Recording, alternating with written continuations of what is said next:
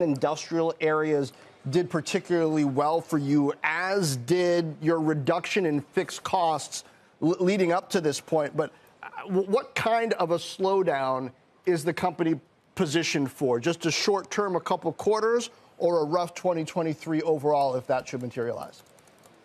Yeah, look, if I wish I could tell you how long this is going to be. What we're doing is everything we can't control, we're tightening all the screws on it. You know, you've seen us be very, very proactive on managing inventory down. That obviously led to reducing starts in our non-strategic market. The worst thing you want to do is try to navigate a downturn while having a very large inventory, whether it's internal or inventory at our distribution partner. So we've been very proactive, like you said, in reducing our forward potential costs that will drag our gross margin, and that came at the impact of underutilization. We still feel in the short term this is the right thing to do as we grow into the auto and industrial, driven by EVs and renewable energy. That's going to keep fueling our growth, including in the fourth quarter with the backdrop of demand, whatever that's going to do. So how do you feel about, I know how you feel in the long term about automotive and industrial. We've seen those areas continue to be strong for a number of semiconductor players. But in the medium term, and I'm talking over the next 12 to 18 months, what are the potential recession effects that you see on that market? I know it's not the overall market. You're more leaning into the driver assist and electrification parts of that. But is that going to continue to grow at a level that fuels your growth, even if the overall economy continues to weaken? Yeah, so that's very important because I remain, and so as the company, very bullish on even the short term as well as our long-term view of electrification, both for the vehicle and the electrification of the infrastructure with energy storage and energy distribution and renewable energy, you know, with auto and industrial, part of our sustainable ecosystem. The short term, look, the SAR, or the total number of vehicles, may reduce because of demand.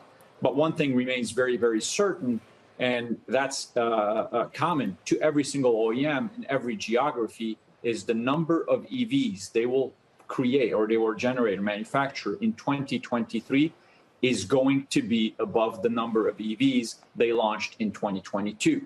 That number is what's fueling our growth in the short term, and that's going to continue to fuel our growth in the long term. You know, Goldman's got a great note this morning out today talking about supply chain resilience and basically the price you pay for more security in supply chain, reshoring production. They do say that it appears limited to the semiconductor industry so far, and they say that the cost is marginal because the end price of a product is not largely due to the price of the semiconductor. But I wonder if you think overall net what we're doing in reshoring is going to end up being productive long term. Look, I think stability of supply and supply assurance, whether it's onshoring or through a broader network of manufacturing, is important. It is something that our customers value. You know, part of our LTSAs, or long-term supply agreement, has really been focusing on supply assurance and supply resilience. Very different things, but they lead to the same thing, where the customer gets what they want, when they want it, including for a very hard ramp like we have in silicon carbide. That supply assurance and supply resilience, you know, we have manufacturing in North America. We've been divesting some fabs overseas and moving some of that production to our North America fabs. But we also have manufacturing facilities throughout the world, and we're able to have that supply resiliency by having some technologies in multiple fabs. So we can mitigate any risk and any shortages or any localized disruptions through our fab network. So both of them, by coming back to some of the technologies here in North America, but also cross-qualifying technologies and out of the fabs that we have around the world, are something that our customers find very valuable, and is shown by the large number of long-term supply agreements that we've disclosed today on the call.